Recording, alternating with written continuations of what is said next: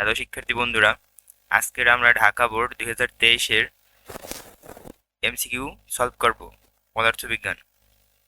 প্রথম এমসিকিউ: কে প্রথম কার্যকারণ এবং যুক্তি ছাড়া শুধু ধর্ম, অতীন্দ্রিয় এবং পৌরাণিক কাহিনীভিত্তিক ব্যাখ্যা গ্রহণ করতে অস্বীকার করেছিলেন?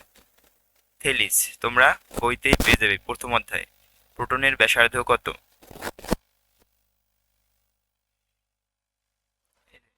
কি হবে? থেলিস। তারপরে প্রোটনের ব্যাসার্ধ কত? 1 × 10⁻15 মিটার। এটাও মুখস্থর পড়া, তোমরা প্রথম অধ্যায়ে পড়ে নেবে। আরেকটি কথা, তোমরা যারা ঢাকা বোর্ডের প্রশ্নটি সলভ করছো, তোমরা যদি অ্যানালাইসিস করো তাহলে দেখতে পাবে এর অধিকাংশ প্রশ্নই কিন্তু পদার্থবিজ্ঞান বইয়ের বিভিন্ন ছক থেকে দেওয়া। তাই আশা করছি তোমরা এই প্রশ্নটি সলভ করার আগে তোমাদের পদার্থবিজ্ঞান বইয়ে যত ছক আছে সবগুলো ছক মোটামুটি পড়ে নিবে, বুঝে বুঝে। তারপরের প্রশ্নটি খেয়াল করো: বেগের মাত্রা কোনটি? কি বলছে? বেগের মাত্রা কোনটি, এটি বোঝার বিষয় আছে। তোমরা খেয়াল করো। প্রথমে আমরা জানি কি বেগ, বেগের সূত্র কি? বেগ ভি সমান কি? S/T। তোমরা অনেকেই পড়েছো যে এই S=VT।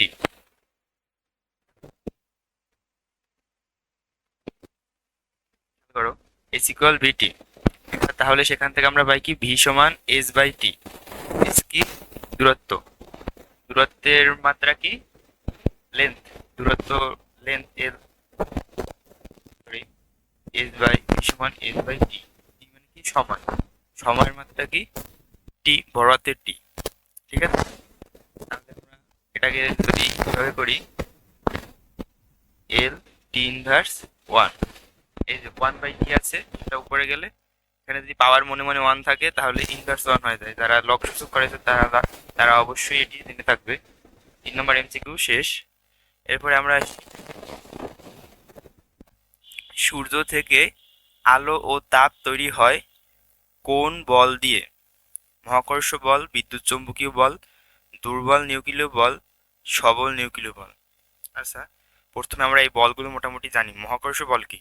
মহাবিশ্বের দুইটি যে কোনো বস্তুর মধ্যে যে আকর্ষণ, যেমন হতে পারে বই এবং তোমার ভিতরে আকর্ষণ, পৃথিবী এবং সূর্যের ভিতরে আকর্ষণ, একটি আম গাছ একটি জাম গাছের ভিতরে আকর্ষণ, এভাবে যে আকর্ষণগুলো থাকে তাকে বলা হয় মহাকর্ষ বল। বিদ্যুৎ চৌম্বকীয় বল কি?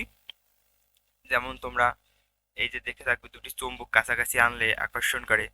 তারপরে আবার এই যে চার্জের কারণে যে শীতের দিনে লক্ষ্য করা যায় যে এই আমাদের পশমগুলো আর কি কি হয়, ওই যে উলের কাপড়ের দিকে নিলে পশমগুলো খাড়া হয়ে যায়, এটি হচ্ছে বিদ্যুৎ চৌম্বকীয় বল। দুর্বল নিউক্লিয় বল কোন বল? যে বলের কারণে নিউক্লিয়াস ভেঙে যায় এবং বিটা কণা নিঃসরণ হয়। আর সবল নিউক্লিয় বল কোন বল? যে বলের কারণে পরমাণুতে প্রোটন ও নিউট্রনের ভিতরে একটা আকর্ষণ থাকে। কি বলছি?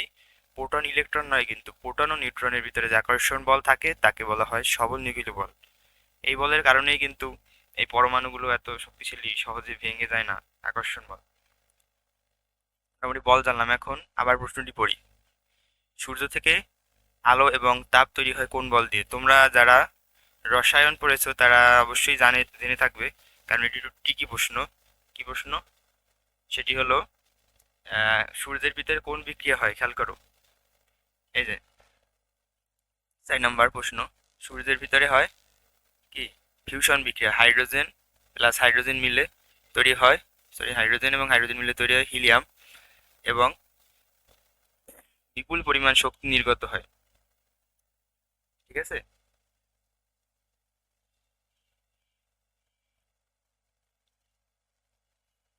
এভাবে কি হয়? সূর্যের ভিতরে বিক্রিয়া ঘটে। তাহলে খেয়াল করো এখানে কি হয়, এই যে ফিউশন ফিউশন বিক্রিয়া, ফিউশন, তারপরে ফিশন বিক্রিয়া, এগুলো কিন্তু তোমাদের এই প্রোটন ও নিউট্রনের ভিতরে হয় থাকে। ঠিক আছে। তাহলে কি হবে উত্তর? এটার উত্তর হবে তোমাদের সবল নিউক্লিয় বল। তারপর কি? কোনো বস্তুর ভরবেগের পরিবর্তনের হার বস্তুর উপর প্রযুক্ত বলের সমানুপাতিক। ঠিক আছে।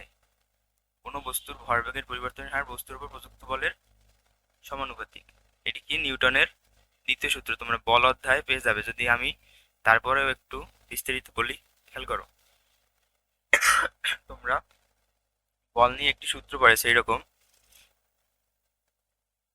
যে দুটি সূত্র পড়েছে বল নিয়ে তৃতীয় অধ্যায়, এফ সমান এম এ, আরেকটি সূত্র এফ সমান এম ভি বিয়োগ এম ইউ বাই টি। খেয়াল করো, এই যে বলটি, বল কি, এই যে ভরবেগ, এম ভি একটি ভরবেগ, এম ইউ একটি ভরবেগ। তাহলে দুটি যেহেতু ভরবেগ বিয়োগ দিয়েছি, তার মানে ভরবেগের পরিবর্তন, আর এই পরিবর্তনকে সময় দিয়ে ভাগ করেছি, তার মানে হার। তাহলে ভরবেগের পরিবর্তনের হার বস্তুর উপর প্রযুক্ত বলের এখানে কি সমান লিখেছি, বা সমানুপাতিকও বলা যায়। ঠিক আছে, এখান থেকে কিন্তু এমসিকিউটি এসেছে। এবারে আসি, প্রকৃতিতে ইউরেনিয়ামের ঘনত্ব কত? 6 নম্বর, একটি মুখস্থ প্রশ্ন। 6 নম্বরের অ্যান্সার হবে খ, 0.7%।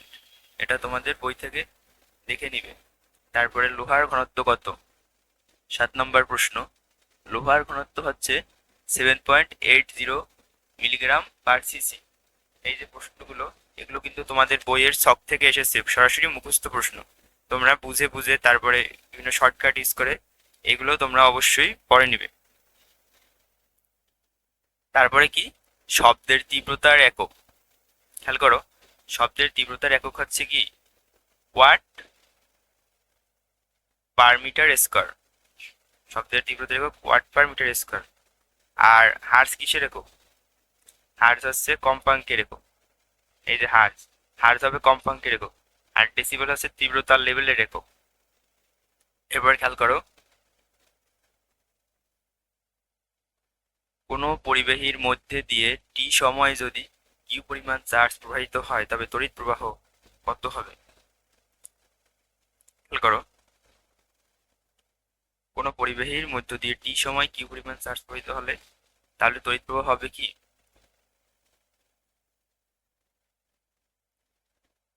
আই সমান কিউ বাই টি। ঠিক আছে, এটি একটি সূত্র, তোমাদের বইয়ে আছে, দেখে নিতে পারো। এরপরে কি, 1 গিগাবাইট হলো 1 মেগাবাইটের 1000 গুণ, 1 টেরাবাইটের 10,000 গুণ ছোট, 1 কিলোবাইটের 10 টু দি পাওয়ার কত 5। এমসিকিউটি আমি বুঝতে পারছি না, কারণ অস্পষ্ট।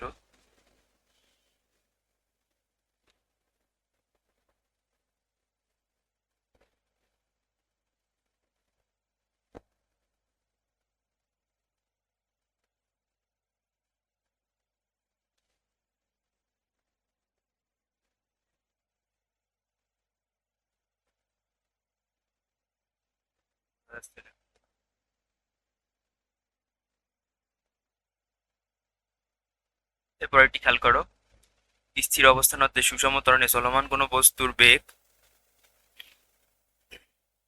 সময়ের বর্গমূলের সমানুপাতিক, স্মরণের বর্গমূলের সমানুপাতিক, স্মরণের বর্গের সমানুপাতিক, নাকি স্মরণের বর্গের সমানুপাতিক? আচ্ছা, খেয়াল করো, স্থির অবস্থান হতে সুষম ত্বরণে চলমান বস্তুর বেগ। তোমরা গ্যালিলিওর 3টি সূত্র পড়েছো দ্বিতীয় অধ্যায়, গতি অধ্যায়। একটি হচ্ছে কি, স্থির অবস্থান হতে বিনা বাধায় পড়ন্ত বস্তু সমান সময়ে সমান পথ অতিক্রম করে। তবে দ্বিতীয় সূত্র কি, স্থির অবস্থান হতে বিনা বাধায় পড়ন্ত বস্তুর বেগ ওই সময়ের সমানুপাতিক, অর্থাৎ ভি সমানুপাতিক টি। 2 নম্বর সূত্র। আর 3 নম্বর সূত্র কি, বিনা বাধায়, স্থির অবস্থান থেকে বিনা বাধায় পড়ন্ত বস্তু নির্দিষ্ট সময়ে যে দূরত্ব অতিক্রম করে তা ওই সময়ের বর্গের সমানুপাতিক, মানে এই সমানুপাতিক টি স্কয়ার। এটা হচ্ছে 3 নম্বর সূত্র। ঠিক আছে, এখন আমরা যদি এই সূত্র নিয়ে কিছু কাজ করতে পারি, এগুলো কিন্তু সব ত্বরণের জন্য, তার কারণে আমরা এই সূত্রগুলো ইউজ করতে পারছি এই এক্সিকিউটিভের জন্য। এবার বেগের সাথে আমাদের কি, প্রথম আমরা খেয়াল করি সময়ের বর্গমূলের সমানুপাতিক বেগ। বেগ বেগ সময়ের সমানুপাতিক, বর্গমূলের না, তার মানে এটি হবে না। তারপরে কি, পরেরটি বেগ স্মরণের বর্গমূলের সমানুপাতিক। বেগ সরণের বর্গমূলের সমানুপাতিক। আচ্ছা, আমরা এই এমসিকিউটি কিভাবে লিখতে পারি খেয়াল করো। এটাকে যদি আমরা ভাঙ্গাই তাহলে উভয় পক্ষে যদি রুট করি তাহলে আসে কি রুট এস সমানুপাতিক টি। ঠিক আছে, তারপরে এটাকে আমরা যদি এই যে 2 নম্বর এবং এই সমীকরণটি যদি আমরা এক করি তাহলে কি দাঁড়ায় খেয়াল করো, ভি সমানুপাতিক টি আবার রুট ওভার অফ এস সমানুপাতিক টি। টি এর জায়গায় রুট ওভার অফ এস বসিয়ে দিতে পারি। খেয়াল করো, ভি সমানুপাতিক রুট ওভার অফ এস। তাহলে আমরা এই দুটি সমীকরণ থেকে একটি সমীকরণ পেলাম। এখন বেগ সরণের বর্গমূলের সমানুপাতিক, বেগ সরণের বর্গমূলের সমানুপাতিক, তার মানে আমাদের এটি হচ্ছে সঠিক উত্তর। ঠিক আছে, এরপরে কি, একটি ঢালু তলের উপর দিয়ে একটি ক্রিকেট বল গড়িয়ে পড়লে কোন ঘর্ষণ বলের সৃষ্টি হয়? স্থিতি ঘর্ষণ কোন বল? স্থিতি ঘর্ষণ হচ্ছে তুমি যদি দাঁড়িয়ে থাকো তাহলে দাঁড়িয়ে থাকার পরে যে তুমি পিছলে পড়ে যাও না, এই যে স্থির অবস্থায় যে ঘর্ষণ বলের কারণে তুমি পড়ে যাও না, এটি হচ্ছে স্থিতি ঘর্ষণ। আর গতি ঘর্ষণ কি, মনে করো আমার ক্যালকুলেটর, আমি এই যদি একটি খেলা দিই তাহলে এই যে একটু পরেই থেমে যাচ্ছে, এই যে কারণ কি খাতার পৃষ্ঠে এবং ক্যালকুলেটরের এই যে পৃষ্ঠে ঘর্ষণ বল কাজ করে। ঠিক আছে, তাহলে এটি হচ্ছে গতি ঘর্ষণ বল। আর আবর্ত ঘর্ষণ কি, মনে করো যে ফুটবল ক্রিকেট বল তুমি যদি এরকম ছেড়ে দাও তাহলে যে গড়াতে গড়াতে যায়, সেটাকে বলা হয় আবর্ত ঘর্ষণ। আর প্রবাহী ঘর্ষণ কি, এই মনে করো যে তুমি একটি কাগজ 5 তলা বিল্ডিং থেকে ছেড়ে দাও তাহলে যে বাতাসের প্রবাহের ঘর্ষণ বলের কারণে ধীরে ধীরে পড়ে, এটি হচ্ছে প্রবাহী ঘর্ষণ বল। ঠিক আছে, তাহলে এখানে কি বলা হয়েছে, ঢালু থেকে একটি ক্রিকেট বল গড়িয়ে পড়লে, তার মানে এটি হবে কি অবশ্যই এই যে আবর্ত আবর্ত ঘর্ষণ বল। ঠিক আছে, এরপরে হাতে হাত ঘষলে তাপ উৎপন্ন হয়, এটি শক্তির কোন ধরনের রূপান্তর?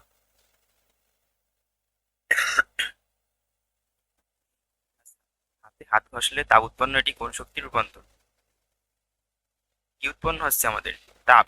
তার মানে কোন একটা শক্তি অবশ্য তাপ শক্তিতে রূপান্তরিত হচ্ছে। এখন রাসায়নিক শক্তি থেকে তাপ শক্তি, রাসায়নিক শক্তি কি, এই যে রাসায়নিক পদার্থ বিক্রিয়া করে যে শক্তি উৎপন্ন হয়, ঠিক আছে, সেটি কি রাসায়নিক শক্তি। আমরা হাতে হাত ঘষলে তো কোনো রাসায়নিক বিক্রিয়া হচ্ছে না, তার মানে এটি হবে না। তারপরে তড়িৎ শক্তি থেকে তাপ শক্তি, না, আমাদের হাতে হাত ঘষলে কোনো তড়িৎ শক্তি উৎপন্ন হয় না। তারপর কি তাপ শক্তি থেকে যান্ত্রিক শক্তি, এটা তো অবশ্যই হবে না, কারণ আমাদের উৎপন্নই হবে কি তাপ শক্তি। এরপরে অপশন হচ্ছে যান্ত্রিক শক্তি থেকে তাপ শক্তি। এই যে তোমার আমাদের হাত একটি কিন্তু যন্ত্রের মতো, আমরা হাতে হাত ঘষলে কি হয়, এই যন্ত্রটা ঘষানোর ফলে তাপ উৎপন্ন হয়, তার মানে আমাদের উত্তর হবে যান্ত্রিক শক্তি থেকে তাপ শক্তি। এরপরে খেয়াল করো, নিচের কোন পদার্থের ইয়ং মডুলাস সবচেয়ে কম?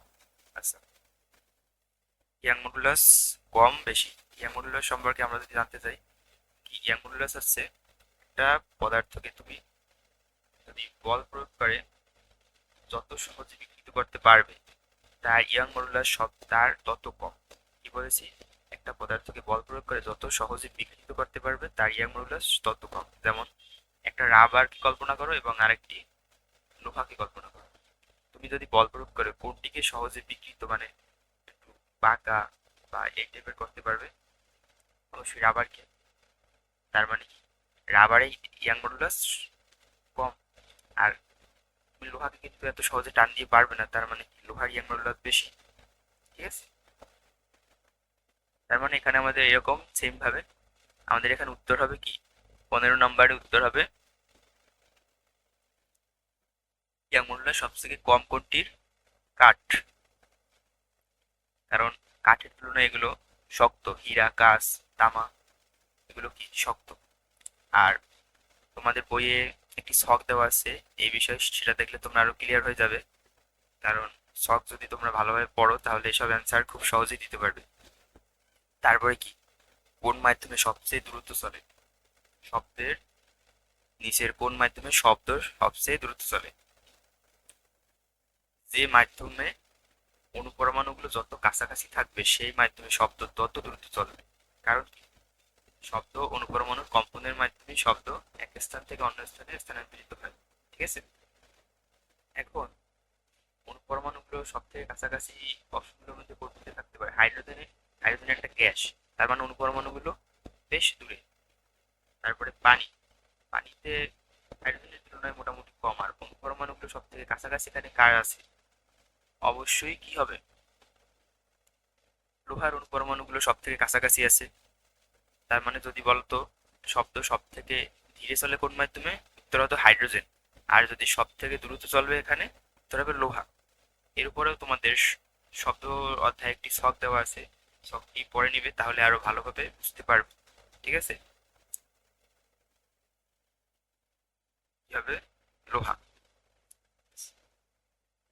অবতল আয়নার, খেয়াল করো, অবতল আয়নার ফোকাস দূরত্ব এবং বক্রতার ব্যাসার্ধের অর্ধেক। আমরা প্রথমে অবতল আয়না কি, খেয়াল করো। আহ, এই যে একটা অবতল আয়না আসলাম। অবতল আয়না ফোকাস দূরত্ব বক্রতার ব্যাসার্ধের অর্ধেক। ব্যাসার্ধ ফোকাস দূরত্ব,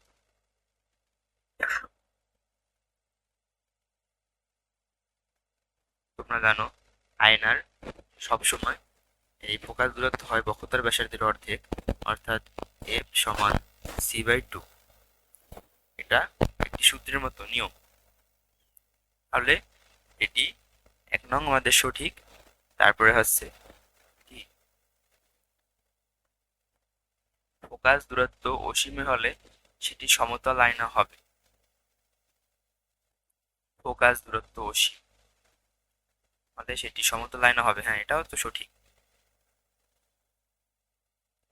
এই যে তোমাদের আয়না যদি সমতল হয় তাহলে কি তুমি কোনো ফোকাস দূরত্ব পাবে? ফোকাস দূরত্ব অসীমে থাকবে। কারণ কি, যে বিন্দুতে আলো এসে মিলিত হয়, এই যে এই আয়নায় এই বিন্দুতে আসলে আলো এসে মিলিত হবে। ঠিক আছে? এই যে আরো বিস্তারিত যদি বলি, মনে করো একটি আয়না এ করতে করতে এক সময় সমতল করে নিলাম। এখানে মনে করো যে আলোগুলো এখানে এসে মিলিত হবে, যেহেতু এই আয়নার একটু বেশি চ্যাপ্টা, তাহলে এটি একটু দূরে গিয়ে মিলিত হবে। আর এখানে কি, অসীমে গিয়ে মিলিত হবে আলো। ঠিক আছে? তারপরে মেরু ও প্রধান ফোকাসের মাঝখানে কোনো বস্তু রাখলে তার প্রতিবিম্ব হবে অবাস্তব। সমতল আয়নার মেরু, না সরি, অবতল আয়নার মেরু এবং প্রধান ফোকাসের মাঝখানে বস্তু রাখলে, এই একটি অবতল আয়না, অবতল আয়নার এই হচ্ছে মেরু, আর এই হচ্ছে মনে করো ফোকাস, এই হচ্ছে বক্রতা ব্যাসার্ধ। মেরু এবং ফোকাসের মাঝখানে কোনো বস্তু রাখলে প্রতিবিম্ব কি হবে?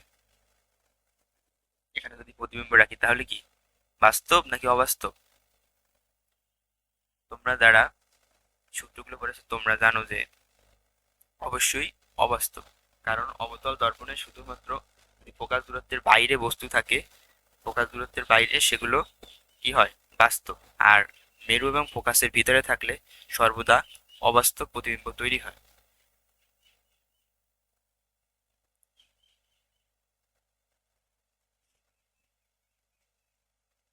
এরপরেরটি খেয়াল করো, নিচের কোন পদার্থটি সব থেকে বেশি বিদ্যুৎ পরিবাহী?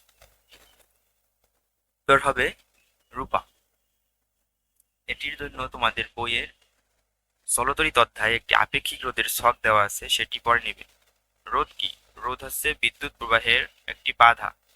যে পদার্থে যত রোধ বেশি সেই পদার্থ তত কম বিদ্যুৎ পরিবাহী, আর রোধ যার কম সে বেশি বিদ্যুৎ পরিবাহী। তোমরা ওই ছকে দেখতে পাবে রূপার সব থেকে রোধ কম, তার মানে রূপা সব থেকে বেশি বিদ্যুৎ পরিবাহী। অবশ্যই অবশ্যই তোমাদের এই এমসি গুলো পারতে হলে তোমাদের বইয়ের ছকগুলো পড়ে নিতে হবে ভালোভাবে। এরপরে খেয়াল করো,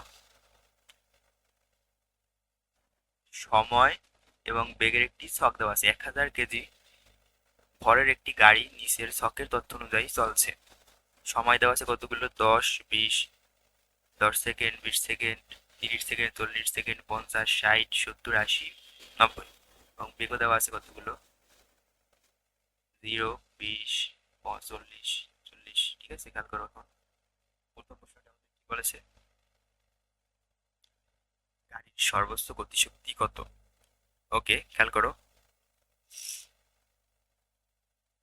19 নম্বর। এখানে খেয়াল করো, আমি দেখে নেই যে তোমরা সেটা দেখতে পাচ্ছ কিনা। হ্যাঁ, দেখতে পাচ্ছ। খেয়াল করো, আমরা জানি কি গতিশক্তির সূত্র কি, ই সমান হাফ এম ভি স্কয়ার। ঠিক আছে, এখন তোমাদের যেহেতু একটি গাড়ি চলছে, গাড়ির তো আর ভরের চেঞ্জ হবে না, চেঞ্জ হচ্ছে কি বেগের। ঠিক আছে, ভর কি ফিক্সড, চেঞ্জ হচ্ছে বেগের। এখানে বেগের বিভিন্ন মান দেওয়া আছে, ভরের কিন্তু একটাই মান দেওয়া আছে, এই যে খেয়াল করো। তাহলে কি, তার যে অবস্থানে বেগের মান হাইয়েস্ট সেই অবস্থানে সর্বোচ্চ বেগের মান highest কত, 40। তাহলে আমরা বসাতে পারি হাফ, ভর কত, ভর হচ্ছে 1000, এবং বেগের মান কত, হাইয়েস্ট আছে 40, 40-এর বর্গ।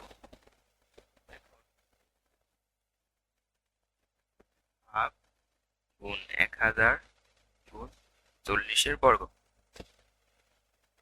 কত, তোমাদের মান আসছে। যদি আমরা এটিকে বৈজ্ঞানিক উপায়ে লিখি তাহলে শূন্য কয়টি আছে, একটা, দুইটা, তিনটা, চারটা, পাঁচটা।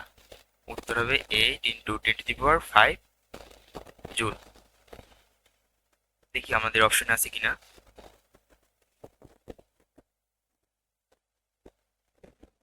8 × 10⁵ জুল। তারপর খেয়াল করো, গাড়িটি 2 মিটার/সেকেন্ড ত্বরণে যাত্রা শুরু করেছে, থামার পূর্বে গাড়িটির মন্দনের তো সময়। আচ্ছা, ছোট করি।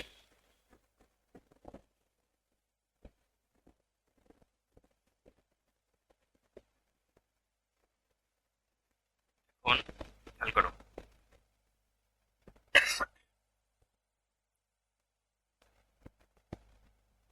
প্রশ্নটিতে আমরা জানি একটি গাড়ি চলতে চলতে দুটি অবস্থা থাকতে পারে। একটি অবস্থা কি, একটি অবস্থা হচ্ছে ত্বরণ,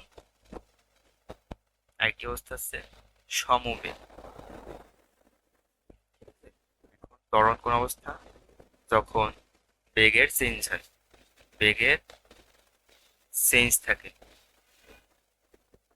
সমবেগ কি, একই বেগে যে অবস্থায় চলতে থাকে।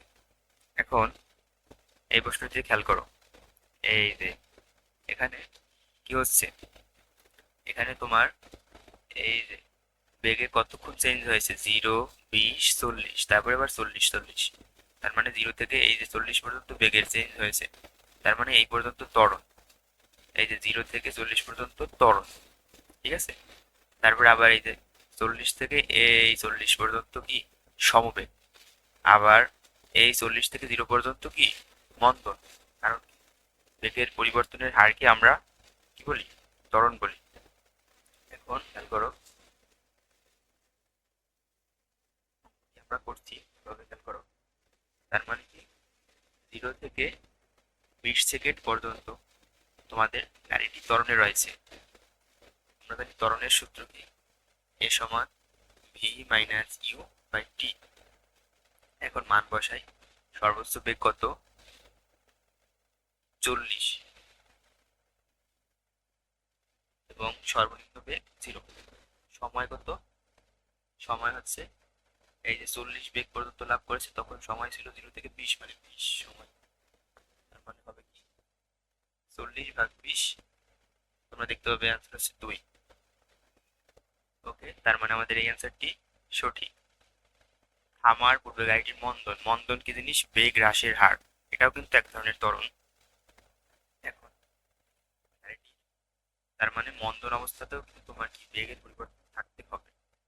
তাহলে আমরা প্রশ্নটিতে খেয়াল করি, এখানে গাড়িটি থামা শুরু করেছে কখন থেকে, যখন থেকে বেগ হ্রাস হওয়া শুরু করেছে, বেগের একটা চেঞ্জ হওয়া শুরু করেছে, নিচের দিকে আর কি কমতে শুরু করেছে। তাহলে তাহলে কি হচ্ছে, এই যে এখান থেকে 40, 30, 20, 10, এই যে বেগের চেঞ্জ হচ্ছে, তার মানে এই যে 40 থেকে 0 পর্যন্ত বেগ কমতে শুরু করেছে, এখানে মন্দন হয়েছে। মন্দনও কিন্তু আমরা ত্বরণের সূত্র দিয়ে করতে পারি, v-u/t। শেষ বেগ কত? 0। আগের বেগ কত? 40। সময়ের পরিবর্তন কত হয়েছে? সময়ের পরিবর্তন খেয়াল করো। আহ, ওই যে 40, 40-এর সময় সময় ছিল কত? 50 থেকে 50, 60, 70, 80, 90। তার মানে এখানে উত্তর হবে -1 মিটার পার সেকেন্ড।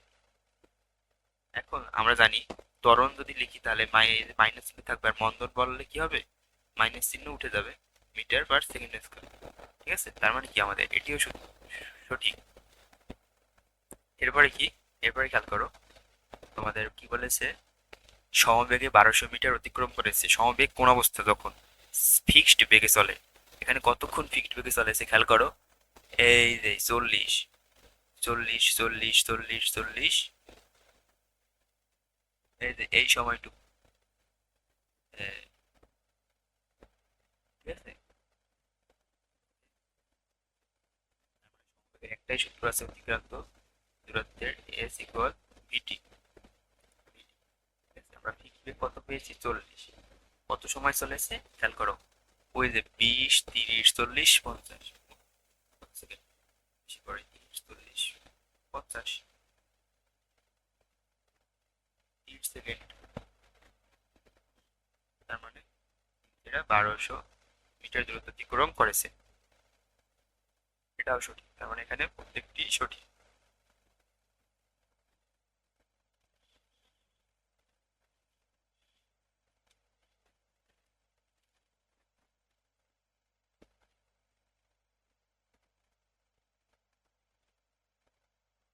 এরপরে এটি খেয়াল করো, বর্তনীর মধ্যে দিয়ে কি পরিমাণ তড়িৎ প্রবাহিত হয়েছে?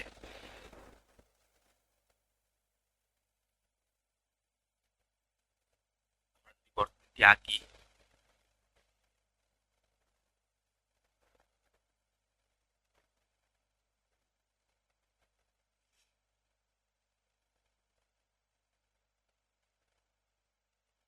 সিঙ্গুর আর ওয়ান এর মান কত? 6 ওহম। এর মান 4 ওহম। আর এর মান 2 ওহম। কত তড়িৎ প্রবাহিত হচ্ছে তার সূত্র কি? আই সমান ভি বাই আর। ঠিক আছে, কত তড়িৎ প্রবাহ? এখন ভি, ভি এর মান 6 ভোল্ট, আর এখানে রোধ বলতে তুল্য রোধ। আমরা তুল্য রোধ বের করি। তুল্য রোধ এটি যেহেতু শ্রেণীতে আছে তার মানে আর এস, সবগুলো রোধ যোগ হবে, শ্রেণীতে থাকলে রোধ যোগ হয়। 6 + 4 + 2, 6 আর 4 10 আর 2 12, 12 ওহম। ওকে, এখন আমরা বের করি 6/12। উত্তর হবে কত? ক্যালকুলেটরে করো। 6/12, 0.5, 0.5। এই যে উত্তর। এবারে খেয়াল করো, সব কয়টি রোধকে সমান্তরালে সাজালে তুল্য রোধ R2 কেমন হবে? ওকে, এখন কি বলেছে 22 নম্বরে? সব কয়টি রোধকে সমান্তরালে সাজাই। আমরা সমান্তরালে সাজাই তাহলে হবে কিরকম? এভাবে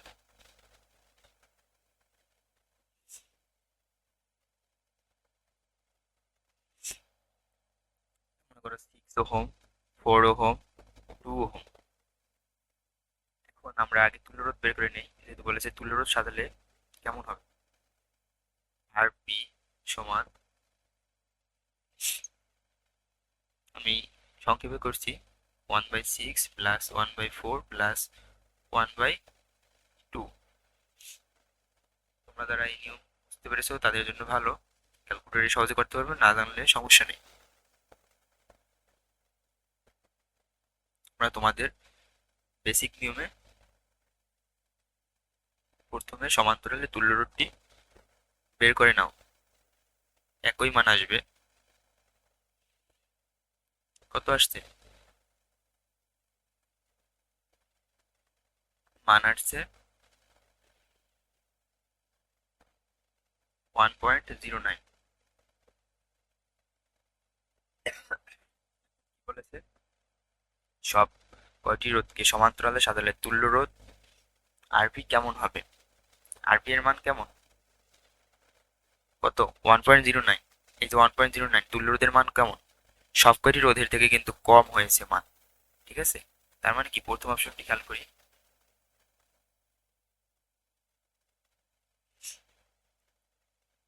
আরপি এখানে কি বলছে? এখানে বলছে যে আর টু এর মান বড় আরপি এর চেয়ে। অবশ্যই সঠিক এতটুকু, কিন্তু আরপি এর মান আর ওয়ান এর থেকে বড়। আরপি এর মান কি ওয়ান এর থেকে বড়? খেয়াল করো, আরপি এর মান ওয়ান এর থেকে বড় কিনা। আমরা আরপি এর মান পেয়েছি কত? 1.09। আর আর ওয়ান এর মান কত? প্রশ্নে খেয়াল করো, আর ওয়ান এর মান 6। বড় নয়, তার মানে এটি ভুল। তারপর কি খেয়াল করো, আরপি এর যে আর ওয়ান এর মান বড়, অবশ্যই বড়, কারণ আর ওয়ান এর মান 6। পরেরটি খেয়াল করো, আরপি এর মান আর টু এর চেয়ে বড় না, আরপি এর মান তো ছোট। আমরা যদি ঘ নাম্বারে যাই তাহলে খেয়াল করো, সেখানে কি আর টু এর মান বড় আরপি এর চেয়ে, যে গ্রেটার দেন বড়। আবার এখানে কি আর থ্রি এর মানও আরপি এর চেয়ে বড়। আর থ্রি এর মান কত? একটু আর আরপি এর মান 1.09। হ্যাঁ, এই অপশনটি সঠিক। এবারে এটি খেয়াল করো, একটি উত্তল আয়নায় বক্রতার ব্যাসার্ধ 6 সেন্টিমিটার। আয়নাটির 2 সেন্টিমিটার সামনে একটি লক্ষ্যবস্তু রাখলে প্রতিবিম্ব কেমন হবে? একটি উত্তল আয়না, এই যে উত্তল আয়না, বক্রতার ব্যাসার্ধ কত? 6 সেন্টিমিটার, তার মানে কি ফোকাস হবে 3 সেন্টিমিটার, কারণ ফোকাস দূরত্ব অর্ধেক হয় বক্রতার ব্যাসার্ধের। সামনে লক্ষ্যবস্তু রাখলে, প্রথম খেয়াল করো, তোমরা জানো যারা পড়েছো যে উত্তল দর্পণে, উত্তল দর্পণে কি, উত্তল দর্পণে সর্বদা অবাস্তব বিম্ব তৈরি হয়। আর অবতল দর্পণে অবতল দর্পণে বাস্তব প্রতিবিম্ব এবং অবাস্তব প্রতিবিম্ব উভয় তৈরি হয়। তার মানে যেহেতু এটি উত্তল লেন্স, এতে সর্বদা অবাস্তব প্রতিবিম্ব তৈরি হবে আর সোজা, এটি সঠিক।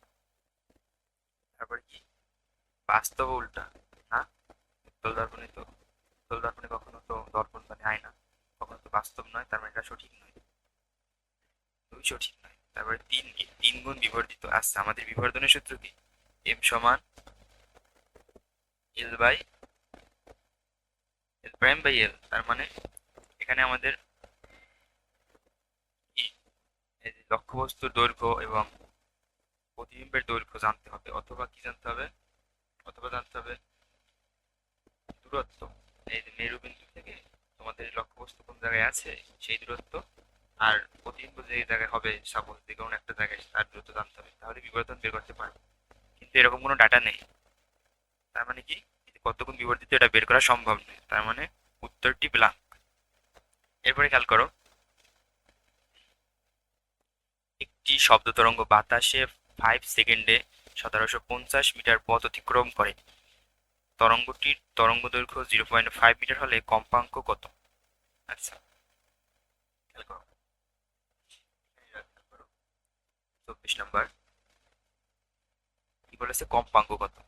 কম্পাঙ্কের একটি সূত্র, শব্দ তরঙ্গ অধ্যায় তোমাদের কম্পাঙ্ক নিয়ে একটি সূত্র আছে, ভি সমান এফ ল্যামডা, ভি সমান এফ ল্যামডা। তাহলে এটিকে যদি আমরা এভাবে লিখি, এফ ল্যামডা সমান ভি, আর এফ সমান ভি বাই ল্যামডা। এখানে এফ কম্পাঙ্ক, ভি বেগ, ল্যামডা তরঙ্গ দৈর্ঘ্য। ওকে, এখন আমাদের কম্পাঙ্ক বের করতে ডাটা লাগবে বেগ এবং তরঙ্গ দৈর্ঘ্য। তোমাদের প্রশ্নে তরঙ্গ দৈর্ঘ্য দেওয়া আছে কিন্তু বেগ দেওয়া নেই, কিন্তু বেগ বের করার একটি বই আছে এখানে, খেয়াল করো। এই যে শব্দ তরঙ্গ সবসময় সমবেগে চলে, সমবেগের সূত্র আছে একটি বেগের, সেটি হচ্ছে V equal S by T, S by T. ওই যে এস ইকুয়াল ভিটি, ওই সূত্র থেকে এসেছে, এস ইকুয়াল ভিটি, আর এই পাশে নিয়ে যাওয়ার পরে কি হয়, ভি সমান এস বাই টি। তাহলে আমাদের দূরত্ব কত? দূরত্ব দেওয়া আছে 1750, আর সময় কত? 5 সেকেন্ড।